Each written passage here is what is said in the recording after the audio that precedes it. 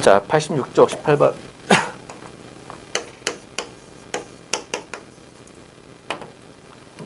18번. 이용학 풀볼설이 가득 차 있었다. 현직에 있는 대학 교수들이 이 가장 좋아하는 시인이 윤동주, 이육사일 것 같은데 여론조사 결과 백석과 이용학이었습니다. 그러니까 좀 어떤 근거인지 나도 좀 의아했는데, 우리가 볼 때는 윤동주나 이육사의 작품이 상당히 좀 좋을 거라고 생각했었는데 의외로 백석이나 이용학 시인을 출제 위원급 교수들은 어쨌다 좋아하더라. 근데 그 일을 나름 이제 분석을 해보면, 이육사는 실제로 작품이 감동적이라기보다는 독립운동가를 했기 때문에 저항시인에서 그런 것이고, 윤동주는 살아생전에는 시인이 아니었죠. 그렇잖아. 나중에 시인으로 추앙받았기 때문에 이제 그런 건데, 백석이나 이용학 시인은 시 쓰는 이 감동력이 탁월하다는 것은 인정이 돼요. 두 사람은 어떤 시를 주로 썼냐면, 일제시대에 사람들의 살아가는 모습, 어떤 개인의 모습, 어떤 집의 모습, 살아가는 삶의 모습을 시로 썼어. 근데 그게 그냥 그대로 쓴 겁니다. 그럼 일제시대 살아가는 모습이 좋게 살아가는 모습이었죠? 힘들게 사는 모습이야? 힘들게 사는 모습 그대로 썼던 것이. 그러니까 그 작품을 사람들이 보고 하면서 읊으면서 자기들도 그렇게 사니까 그게 오랫동안 시에 남는 거지. 그래서 이용학이나 백석의 시들은 대부분 일제시대에 살아갔던 어떤 사람들 모습을 딱 썼는데 그게 그 사람만이 아니고 그 화자만이 아니고 우리 삶의 모습들을 그때 남겨놨다라는 걸 알 수가 있습니다. 제목이 풀벌레 소리 가득 차 있었다. 풀벌레 소리가 가득 차 있대. 말이 된가? 소리가 가득 차 있대. 말이 안 되죠? 이런 것은 무슨 뭐라고 하지? 공감각적 심상. 그러죠. 제목부터가 공감각적 심상이 되겠습니다.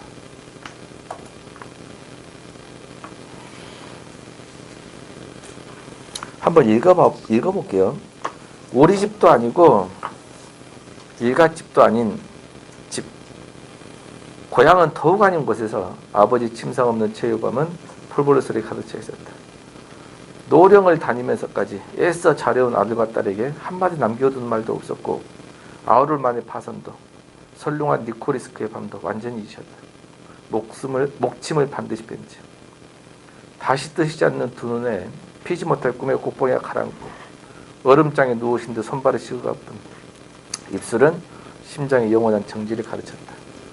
때늦은 우원이 아무 말 없이 돌아간 뒤에 이혼 늙은이 손으로 눈빛 미명을 고요히 낯을 덮었다. 우리는 머리맡에 엎드려서 있는 대로 울음을 다 울었고 아버지의 침상 없는 최후의 밤은 풀벌레 소리 가득 차 있었다. 죽었네. 누가 죽었지? 아버지가. 슬프겠죠? 슬픈 감정을 썼어 안 썼어? 직접 쓰지 않았죠. 나 대신 누가 울어줬어? 풀벌레가 사실 죽은 걸로 끝났지. 감정 엄청 절제했지. 그럼 이 풀벌레는 감정이 이렇게 안 돼. 되겠네. 이런 식입니다. 근데 크게 보면 이런 내용이야. 이제 시험에 나올 포인트, 핵심 포인트하고 중요한 걸 한번 짚어봅시다. 옛날 사람들은 객사를 하는 거에 대해서 좋아할까 안 좋아할까? 왜 안 좋아했을까? 객사. 지금은 시골집에서 죽는 것보다 전 세계 돌아다니다가 죽는 것이 최고의 영광으로 생각하지 않나? 시골고생에 있는 것보다 전 세계 돌아다니는 넓은 데로 돌아다니면서 더 좋아하지. 근데 옛날에는 그렇게 하다가 객지에서 죽으면 자식이 임종을 못 본다는 겁니다. 이게 돼? 심지어 먼 곳에 죽으면 자식이 3일 안에 못 온다는 겁니다.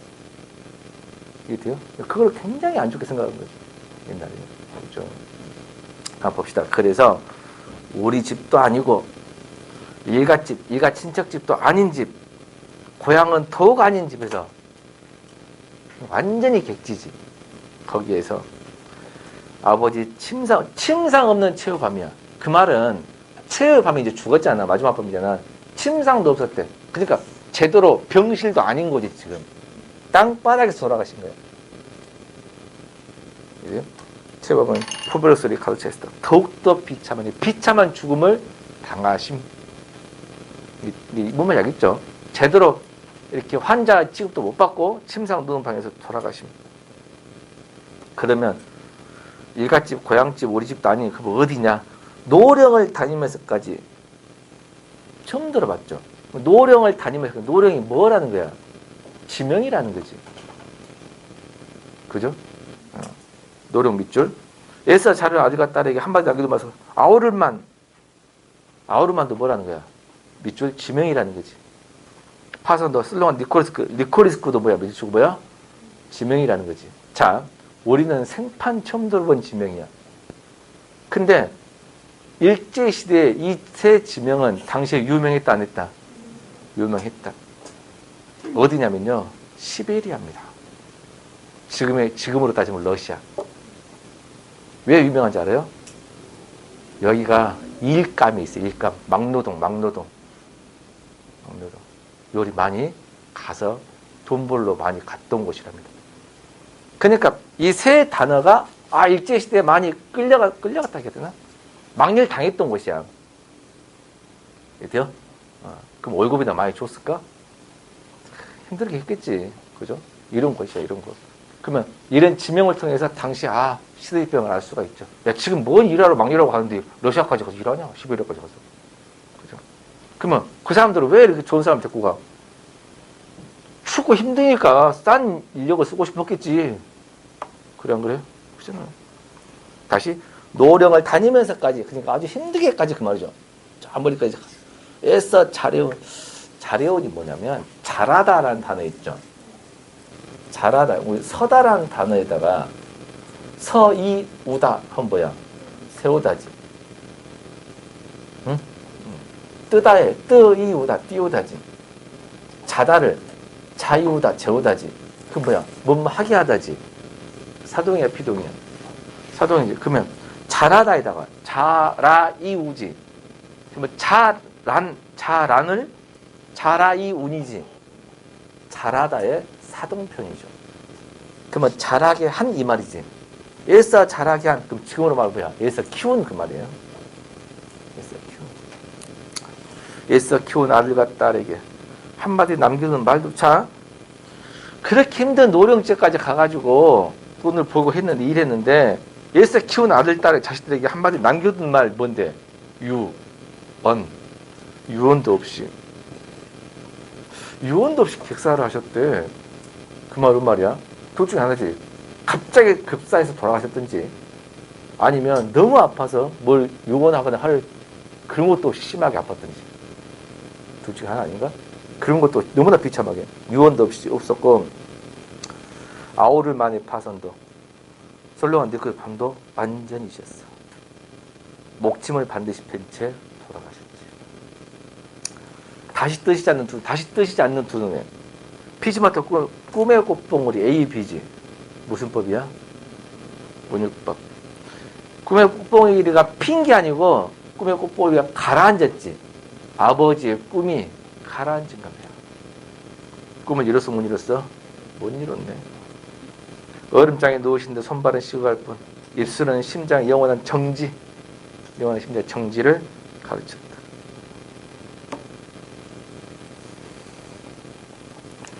돌아왔다 그 말이야. 때늦은 의원이 아무 말 없이 돌아간대. 뒤늦은 의원이 아무 말 없이 돌아갔어. 왔다가 이은 늙은이 손으로 눈빛 미명은 고요히 따칠려버렸다. 자, 사람들이 미명이라는 단어를 도저히 해석을 못했거든요. 지금은 미명을 어떻게 해석하냐면 문장을 보세요. 상황을 보면 때늦은 의원이 이미 돌아가셨지. 죽었죠. 심장이 멈췄는데 나중에 의사가 와서 아무 말 없이 돌아갔지. 죽었으니까. 그죠? 그럼 어찌해야 돼? 이은 늙은이 손으로 눈빛을 고요히 눈빛 낯을 덮은 거야. 그러면 이 미명이 뭘까? 천이죠, 천. 그러면 미명이 뭐야? 무명이죠, 무명. 무명천이죠. 그래서 무명의 오기로 지금은 해석을 합니다. 그래서 무명천이 얼굴을 덮었다. 어떤 상황인지 알겠죠? 흰 무명천이 얼굴을 덮은 겁니다.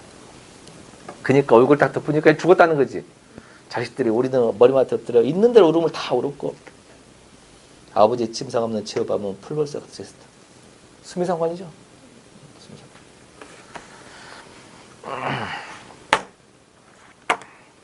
적절히 아는 거네요. 1번 어조를 철저했죠. 화자의 정서를 드러내고 있죠. 수미상은 구절에서 주제를 강조했죠. 다양한 과학적 심상 사용했고 특히 시각이 가장 많은데 그중에 공과학적 심상도 꽤 있고 시대 대상 형성했다. 대주적인 의미 시어를 찾으려고 했는데 대주적인 의미 시어를 찾을 수도 있습니다. 굳이 뭐 찾는다면 뭐 있나? 딱히 보이지 않는데 있을 수도 있겠죠.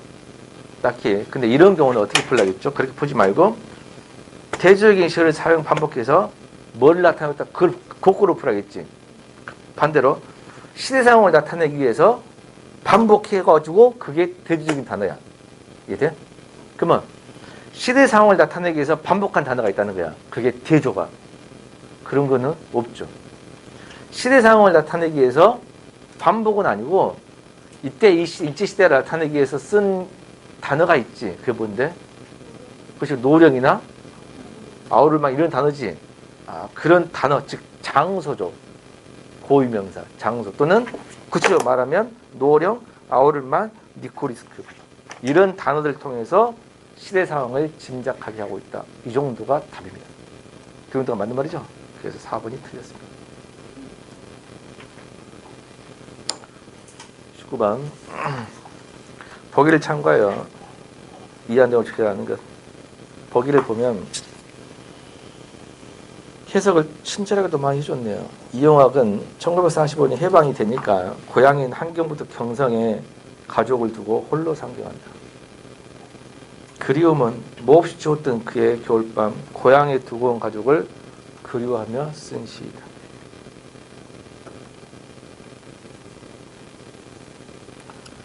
봅시다. 눈이 오는가 북작엔 한 방울 쏘아 내리는가. 험한 벼랑을 구비구비 돌아간 백무선 철길 위에 느릿느릿 밤새워 달리는 화물차의 검은 지붕에 연달린 산과 산 사이 너를 남기고 온 작은 마을에도 복된 눈 내리는가. 임금병 어렸던 이러한 밤에 어쩌자고 잠을 깨어 그리운 거 차마 그리운 거 눈이 오는가 북적엔 한 방울 쏘아 내리는가. 가군이 있나? 가군이 있죠. 그죠? 그러면 가군을 통해서 어떤 감정 회상하게 만들지 않나? 그죠? 그런 것들이 의외로 굉장히 중요해요. 어떻게 보면 굉장히 기초잖아요, 기초. 그죠? 요즘은 기초 같은 거 많이 물어보는 거예요. 자, 그러면 눈이 오는가 북쪽엔 그랬습니다. 1번 기억은 자신이 떠나온 공간인 고향을 가리키는 것이 당연히 맞죠. 한 방울 쏘아 내리는가. 그러면 화자가 있는 곳은 지금 눈이 내리고 있어, 안 내리고 있어? 내리고 있어. 그러면 고향, 즉 자신이 떠난 고향은 북쪽이라겠죠. 그러면 지금 여기도 이렇게 눈 내리면 거기는 더 내리겠죠. 그래서 한방눈을 딱 보면 내모치고 한방눈 내리니까 그 추운 고향이 생각나지 않았을까? 그래서 뭐의 매개체가 돼? 회상의 매개체가 되죠.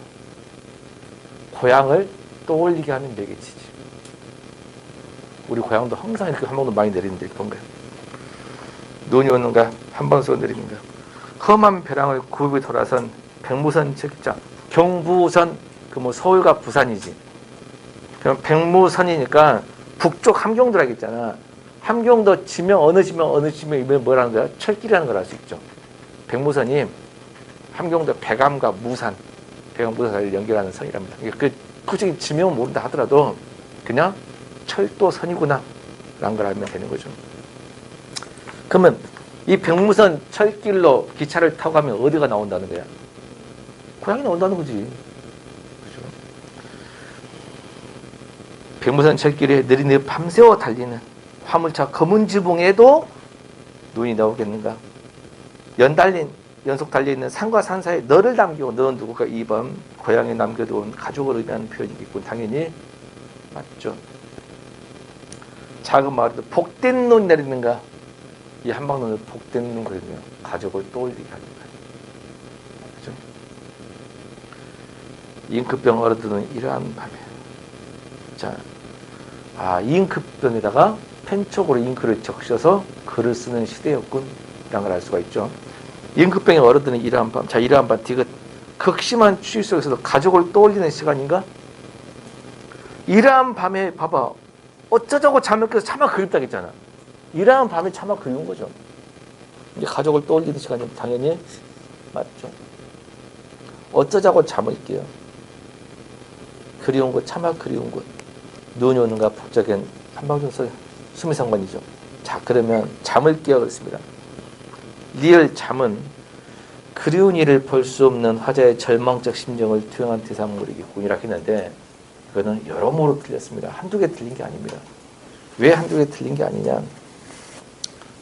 어쩌자고 잠을 깨었는데 밑줄을 친 거 보세요. 잠을 깨어를 밑줄 친 게 아니고 뭐만 밑주셨어요? 잠만 밑주셨어요. 그리운 일을 볼 수 없는 화자의 절망적 심정이 지금 절망이에요. 여기에서 절망으로 해석한다는 것은 시가 너무 오버입니다. 한방눈 보면서 가족도 생각나는 거지.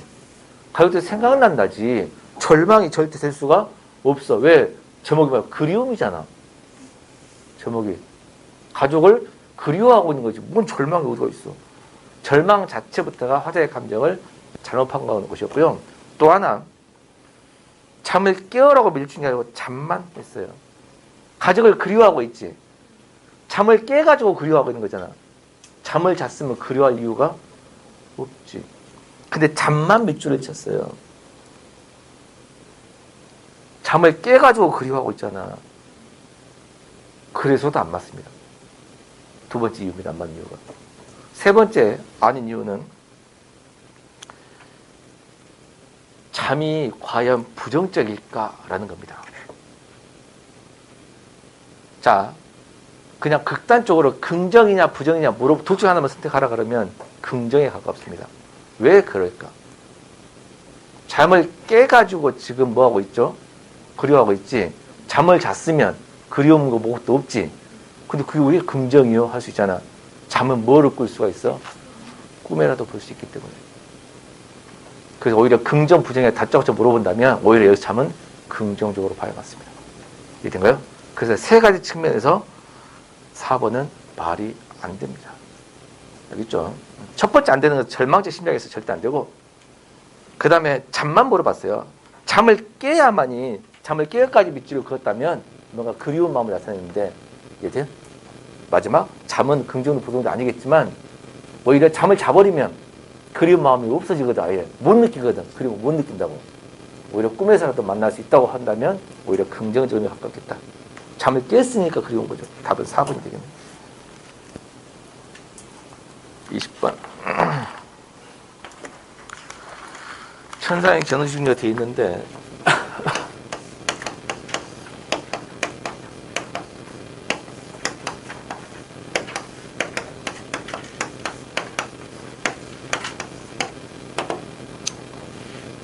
이게 무슨 규자야?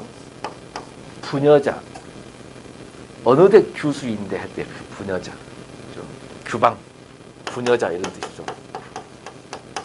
요 원자는 원망하다 이런 뜻입니다. 가는 노래라는 뜻이죠. 글자 그대로 해석하면 부녀자가 어떤 때 규수가 부녀자가 원망하는 노래. 그러면 제목부터가 화자는 부녀자일 것이고 원망하는 마음을 썼겠군. 제목부터 누구 작품이죠? 난 사람.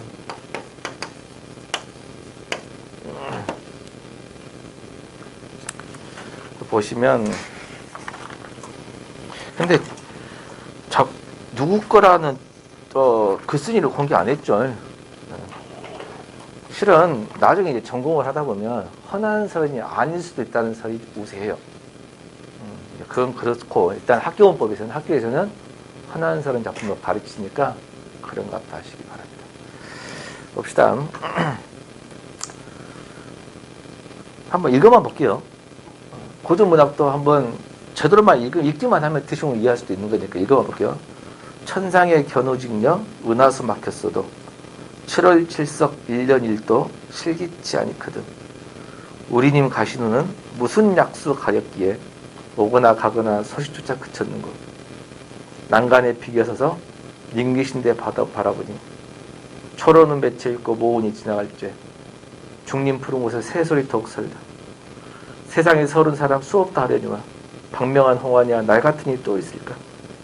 아마도 이님의 탓으로 살똥말똥하리라. 그냥 읽기만 했어요. 읽기만 했는데 대충 뜻은 이어오죠. 모른다나 몇 개 있긴 하지만 그게 하면 돼요. 그게 이제 작품을 감상하는 거죠. 자, 천상의 견우직녀가 지금 내용 뭐야? 여기서 님은 누굴까? 님은 남편이야. 남편. 이 새끼 들어와 안 들어와? 안 들어오고 있잖아. 그죠? 천상의 견우직녀는 은하수가 막혔어도 7월 7석에 1년 1도 1년에 한 번 실기치 기약을 어기지 아니거든. 그냥 천상의 견우직녀는 은하수가 막혔어도 7월 7석 되면 1년에 한 번씩 만나는 기약을 어기지 않았지. 응? 그러면 거기 은하수 데모. 은하수는 천상의 견우직녀한테 은하수는 연결해주는 존재야. 장애물이야. 장애물이지. 견우직녀의 장애물이죠. 은하수는 견우직녀의 장애물입니다. 근데 장애물이 있어도 만나 못 만나. 1년에 한 번씩 만나지. 근데 우리님 가시는 무슨 약수 가렸길래. 자, 우리님과 나 사이에 맞는 장애물은 뭐야? 약수 네모. 님과 나의 장애물이지. 약수는 실제 강이 아니고요. 전설적인 강이에요. 중국에 있다고 하는 전설적인 강인데요. 있지도 않은 강이야. 이 약수라는 강은 뭐든지 다 가라앉아요. 부력이 없어. 그래갖고 새 깃털 있죠. 새 깃털도 가라앉는다는 겁니다. 그 정도로 어째? 부력이 없어. 그럼 누구도 건널 수 없지. 못 건너. 장애물이야. 그러니까 님과 나 사이에는 무슨 약수가 가렸길래 오거나 가거나 소식조차 그쳐놓은 소식까지 끊어졌어요. 자, 그러면 은하수는 견우직녀의 장애물, 님과 나 사이의 장애물은 약수입니다. 근데 견우직녀는 1년에 만나는데 나는 못 만난 것을 주어 소식도 몰라. 그러면 견우직녀는 나의 처자와 같애 상반돼. 상반된 처지니까 더 기쁘게 슬프게 하니까 객관적 상관물이죠. 다시 기억은 화자의 처지와 상반돼서 더 화자의 처지를 슬프게 만들고 그러니까 객관적 상관물이 되는 겁니다. 그러면 1번 기억은 같은 처지 존재이기에 화자에 이해 안 된다? 앞에도 틀렸고 뒤에도 틀렸죠. 같은 처지 존재도 아니었고 다른 처지였고 상반된 처지였고 화자에 이해 안 된 게 아니고 더 슬프게 만든 거지. 더 외롭게 만든 것이고. 앞뒤로 다 틀렸죠. 그 다음 난간에 비겨서서 비겨의 기본형이 뭘까? 비기다고 했죠? 이 표준어인데 지금도 표준어인데 비기다가 비스듬히 기대다 라는 뜻입니다. 지금도 쓰는 말이에요. 표준어입니다. 비스듬히 기대다.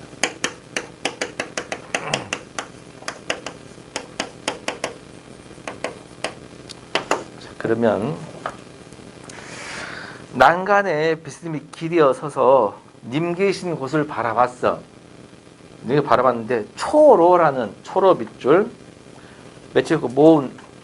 자, 초로가 원래 풀 초자 이슬 노자잖아. 그러면 풀에 맺혀 있는 이슬이거든.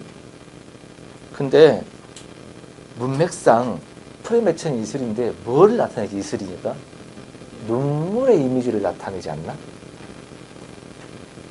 님이 지금 안 오고 모르잖아. 소식도 모르잖아. 결혼식인데 막 나도 못 만나니까 너무 슬프잖아. 근데 풀 이슬이 딱 있는 거야. 눈물의 이미지죠. 이게 풀 이슬이라는 뜻인데 속에 숨은 뜻은 뭐야? 눈물이야. 누구의 눈물이야? 화자의 눈물이죠. 눈물은 맺혀 있고 이런 뜻입니다. 선생님 풀 이슬이라고 해도 되나요? 관계는 없겠죠. 근데 눈물이 맺혀 있는 게 훨씬 더 시를 깊게 이해한 거죠. 화자의 심정을. 눈물이 맺혀 있고 모은이 어디 구름입니까? 저물무 구름은 저녁 구름. 저녁 구름이 있죠. 자, 저녁 구름은 앞으로 더 환해져, 더 어두워 캄캄해져. 캄캄해지게 만드니까 이것도 역시 부정적. 그러니까 초로나 모온이나 둘 다 화자의 감정을 더 솔직하게 만들어주는 거야. 객관적 상관물이 되겠죠. 중림 푸른 곳에 새소를 타고 서럽다. 이 설다가 지금 표준어는 어떻게 써야 되지? 아니 서럽다 말고 서럽다를 이렇게 써야지. 이게 표준어 아니야? 표준어죠. 그러면 대나무숲 푸른 곳에 새 소리가 더 어째? 서러운 거야. 그러면 새 소리를 들으니까 더 어째? 서럽게 느껴지지? 자, 그러면 님 계신데 바라보니 볼까요? 2번 니은. 님 계신 화자의 시대는 님과의 체외대 확신이야? 봐봐. 님 계신데 바라봤더니 이슬 맺혀있고 눈물 맺혀있고 저녁구름 지나고 안 좋잖아. 더 서럽다 있잖아. 그러니까 님과의 체외대 확신은 없죠. 오히려 더 못 만날 것 같은 암담한 이미지만 더 하고 있기 때문에 2번도 틀렸고. 3번 새소를 더욱 서럽게 화자의 과거에서만 촉발하기 아니죠. 나를 서러운 마음을 더 북돋우는 시어지. 그죠? 서러운 마음을 더 북돋우는 객과적 상관물이라고 합니다. 세상에 서른 사람. 서른이 뭐야? 서른 표준어인가? 표준어죠. 여기다가 뭐가 붙었어? 원칙이 붙어가지고 소리는 표준어입니다. 세상에 서른 사람 수없다 하지만은 이 박명이라는 게 이 박자가 얇은 박자잖아. 근데 우리가 박주 그러면 얇은 소리가 아니고 뭐야? 안 좋은 소리 말이잖아. 박명이라는 것은 명이 생명이 아니고 여기서는 목숨이 아니고 운명이거든. 운명이 기박한 뭐 이런 뜻이에요. 팔자가 사나운 팔자가 기박한 보면 여기 있죠. 팔자가 기박한 운명이 기박한 홍안이요. 홍안은 붉은 얼굴이라는 뜻이죠. 누구의 붉은 얼굴? 젊은 여자의 얼굴을 홍안 그립니다. 그러면 이 시를 썼을 때 화자의 나이를 대충 짐작이 가능하죠. 운명이 개박한 젊은 여자야. 날 같으니 또 있을까? 나 같은 사람이 또 있겠는가? 내 팔자가 너무 사나운 거죠. 아마도 이님 탓으로 살뚱말뚱 이님 탓으로 이님 때문에 살뜻말뜻 한다는 말이에요. 마지막 4번 리을에 대한 리을은 님에 대한 화자의 원망이 직접 들어갔다. 맞아요? 맞죠? 답 몇 번이야? 4번.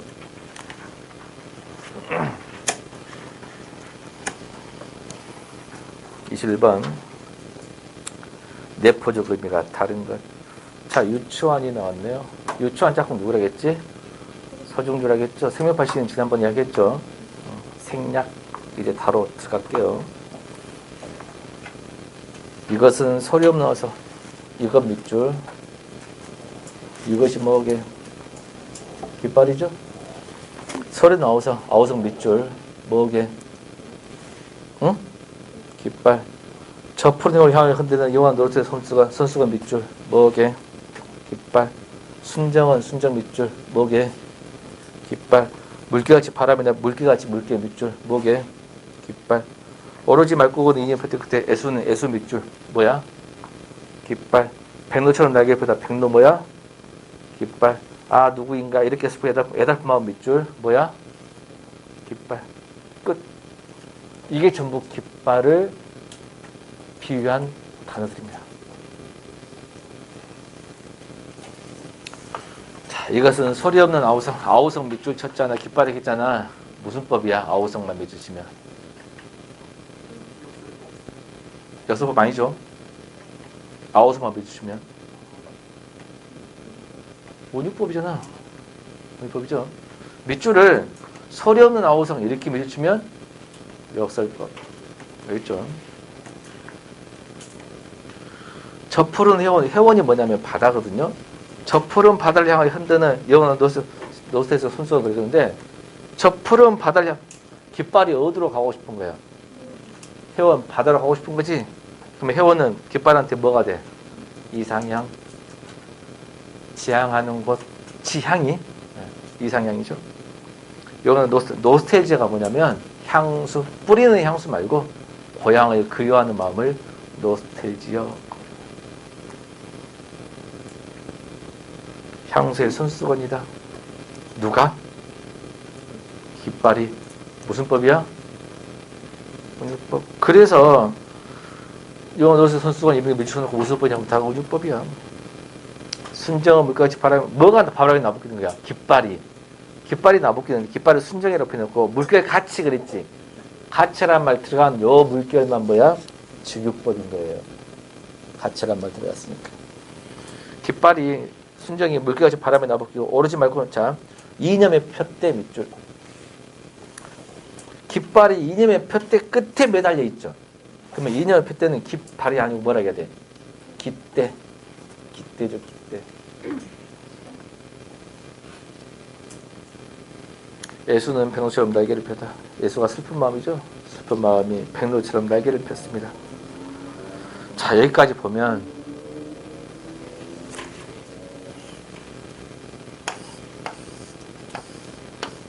깃발이 있잖아. 깃발이 어디에 매달려 있어? 깃대에 매달려 있어. 근데 어디를 향하여 매달려 있어? 가고 싶어요? 바다. 바다를 향해서 해원. 바다 해원을 향해서 가고 싶은데 못 가. 못 가. 왜? 깃대에 묶여있기 때문에. 그러면 인간의 생명, 인간의 본질, 인간을 나타내는 모든 생명을 갖고 있는 것을 표현하는 단어가 뭐야? 깃발. 에? 생명파라고 있잖아. 모든 생명은 이상향을 추구하고 이상향에 도달하고 싶지만 도달한 생명체는 있다 없다? 없다. 그러면은 생명체란 자체가 기뻐 슬퍼? 슬퍼. 왜? 이상향에 가고 싶지만 이상향 간 사람은 없어. 그래서 누구인가 이렇게 슬프고 애달픈 마음, 깃대에 매달려서 바다로 못 가는 슬프고 애달픈 마음을 맨 처음 공중에 탈출한 그는 그 밑줄. 그는 누구게?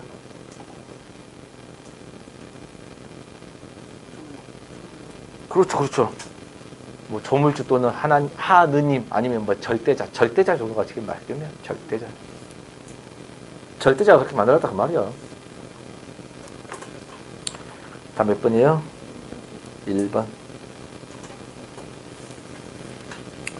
22번. 다음 작품을 절대주적 관점으로 이해하지 않는 것.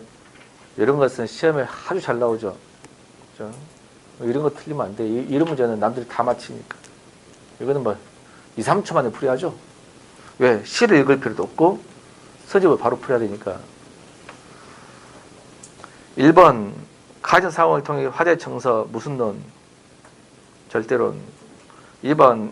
대상인 당신의 화자국 조국 항복 투영 반영론. 3번. 반의 진술 활용 화제 정서 절대론. 4번. 반복 변조 시상 전개 절대론. 다 몇 번? 2번. 그냥 1초 만에 푸는 거예요. 근데 이제 공부를 해야 되니까 이 시 분석을 한번 해보자고. 그리고 과연 1, 2, 3, 4 그 내용이 과연 맞는 말인가도 보자 그 말이에요. 네? 일단 문제는 바로 풀었지만. 자, 김소월 먼 후일 먼 훗날 그 말이죠. 당신이 찾으시면 찾았다야 아니면 찾으시면이야. 가정이지. 1번. 가정적 상황을 통해 화제 정서 맞아 안 맞아? 맞지. 김소월의 대표작 진달래꽃 있죠.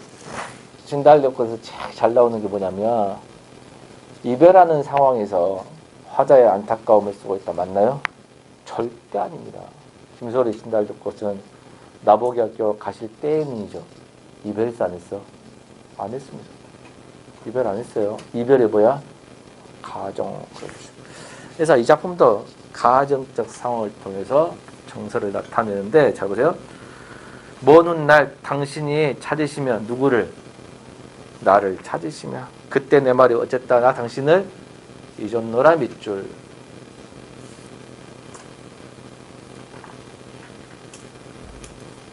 당신이 나중에 나 찾으면 나 당신 잊었다 한 거야. 좀 독하지? 응? 좀 비정하지? 당신 속으로 남으라면 무척 그리워하다가 잊었대. 그래도 당신이 남으라면 이별했다는 상황이 믿기지 않아서 잊었다. 오늘도 어제도 이게 나왔네요. 오늘도 어제도 안 잊어놓고 나중에 그때 당신이 잊었다 한 거지. 그러면 마지막에 봐봐. 어제도 오늘도 아니 한 번도 잊은 적이 없어. 당신이 그때 나 찾으면 나 잊었다 한다 그 말이야. 그러면 잊었어 안 잊었어? 그러면 다시 매니에 뭐 오늘 당신이 찾으면 그런데 뭐 잊은 날에 미치고 무슨 법이야? 반어법이죠. 그래서 3번도 맞는 말 틀린 말? 맞는 말입니다.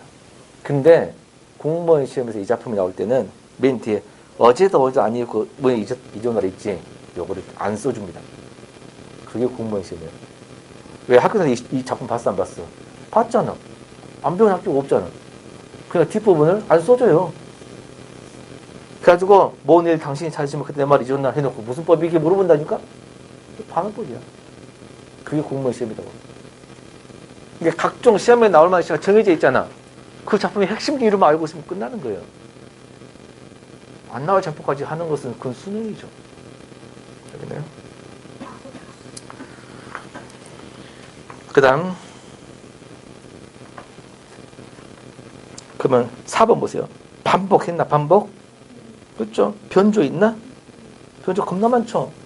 변조가 있으니까 외형이라고 뇌지혈이 되는 거고 자유시가 되는 거지. 그죠?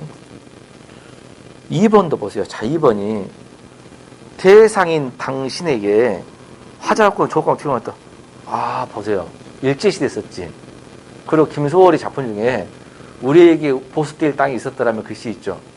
그거는 완벽한 뭐야? 저항시지. 그런 걸로 보면 그 저항시를 썼을 때 시기로 본다면 파연도를 해석한다면 당신에게 화자학군 조건을 투영하고 있다. 맞아 안 맞아? 그럴 수도 있습니다. 이해돼요? 그럼 2번 내용이 틀린 거는 아니라는 거예요. 이해돼요? 그러니까 지금 일제치하잖아. 에? 조국을 잊었어라고 하지만 실은 잊은 적이 없었다는 뜻을 해석해도 기가 막히게 통하죠. 그래서 그럴 수 있다는 겁니다. 알겠죠? 여기까지. 질문? 자, 현대 3문 들어갑니다. 응?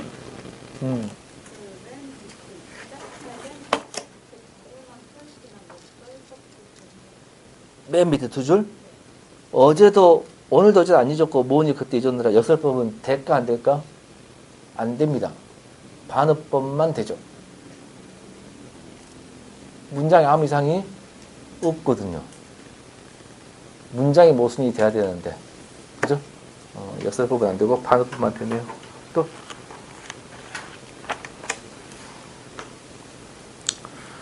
자, 89쪽 현대산문 염상습의 3대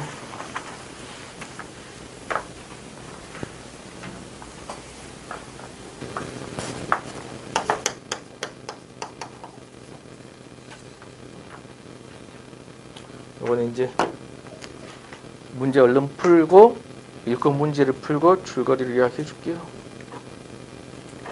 촬영 때문에. 한번 읽어만 볼게요. 걷는 방에서 아침 잠이 뭉그시던 덕기는 그제야 눈이 띄어서 왜 그러니 소리를 치면 미닫이 여니까 아랫방에서 못 치니. 자, 여기까지 봐봐. 첫 번째 봐봐. 걷는 방에서 아침 잠이 뭉그시던 덕기는 그랬지. 예? 덕기는 띄어서 왜 그래 소리 치면 아랫방에 못 치니 그랬지. 누구의 못 치니? 덕기의 못 치니. 어서 사랑에 나가봐라. 할아버지께서 넘어지셨던다 하고 소리를 쳤어. 누가?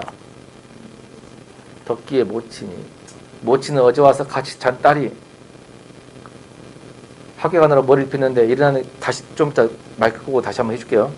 일어나는 길로 뒷머리를 따주고 있었기 때문에 얼른 일하지 못했다. 한 방에 자던 옆에 있는 일도 이제 아들 일어나 앉아 씩뚝거리고 있다가 메모시도 채 뛰었어요. 틀렸죠. 메모시도 채 못해서 곧 나오지도 못했던 것이다.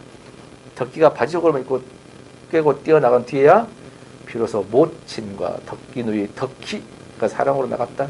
덕기 모친은 먼저 나왔던 사람들과 사람 문가에서 마주쳤다. 수원집은 암상이 나서 못 본 척하고 지나쳐버린다. 늦게 나온다고 못 봤대서 그러는 거다 생각하니까 덕기 모친도 심사가 났어. 좀 어떠시냐? 다치진 않으셨니?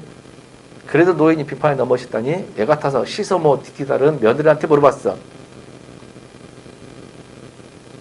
누가 며느리한테 물어봤다고? 덕기모친이 며느리한테 물어봤어요? 시서모의 뒤따른 며느리한테 물어봤겠지. 시서모의 며느리였겠죠. 그죠? 다친 데 없어요. 들어가는 시서모의 며느리니까 누구야? 덕기 엄마지. 덕기 엄마. 다친 데는 없어요. 들어가 누우셨어요. 사람방에 누운 영감도 며느리가 늦게 나보는 시못 마땅했다. 그래도 며느리는 자, 사람방에 누운 영감도 그랬지. 그죠?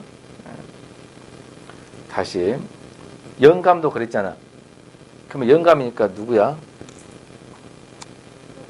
할아버지잖아. 에? 누군데? 조의관이야, 조상훈이야, 저덕기야.